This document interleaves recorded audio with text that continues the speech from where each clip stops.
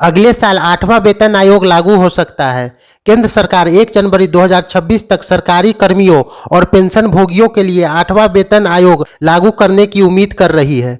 भले ही आयोग का अभी तक आधिकारिक रूप से गठन नहीं हुआ है, आने वाले 8वें वेतन आयोग से मौजूदा सैलरी और पेंशन स्ट्रक्चर की समीक्षा करने और ऐसी सिफारिश पेश करने की उम्मीद है जिसके जरिए पूरे भारत में लाखों केंद्रीय सरकारी कर्मचारियों को फाइनेंशियल लाभ मिल सके। हालांकि कोई औपचारिक अधिसूचना जारी नहीं की गई है। मीडिया रिपोर्ट और इंडस्ट्री पर नजर रखने वाले का सुझाव है कि तैयारी की कोशिश तेज हो रही है। सरकारी कर्मचारियों ने पहले ही सरकार से अनुकूल फिटमेंट फैक्टर पर विचार करने का अनुरोध करना शुरू कर दिया है, जिसका सीधा असर उनकी सैलरी पर पड़ेगा। टाइम्स नाउ की खबर के मुताबिक सबसे अहम प्रत्याशित सुधारों में से एक केंद्रीय सरकार स्वास्थ्य योजना CGHS, जो कर्मचारियों, पेंशन भोगियों और उनके आश्रितों के लिए एक लंबे समय से चले आ रहे मेडिकल बेनिफिट्स प्रोग्राम है। तेलुगु और हिंदी रीजनल प्रेस में कई रिपोर्टों के मुताबिक केंद्र सरकार CGHS को केंद्र सरकार कर्मचारी और पेंशन भोगियों स्वास्थ्य बीमा योजना CGEPHIS यानी सेंट्रल एम्प्लॉयज एवं पेंशन हेल्थ इंश्योरेंस स्कीम नाम से एक नए स्वास्थ्य बीमा मॉडल में बदल सकती है। क्या है आगे का प्लान? इंडियन इंश्योरेंस रेगुलेटरी एवं डेवलपमेंट अथॉरिटी ऑफ इंडिया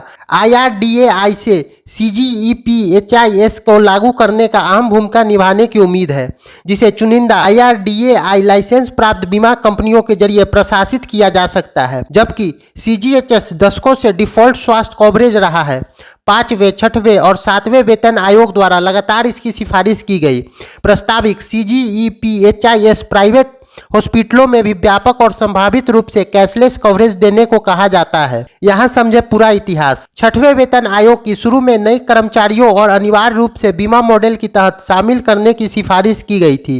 7वें वेतन आयोग में इसे दोहराया और कम विकसित क्षेत्र में CGHS से जुड़े अस्पताल को विस्तारित करने की सिफारिश की।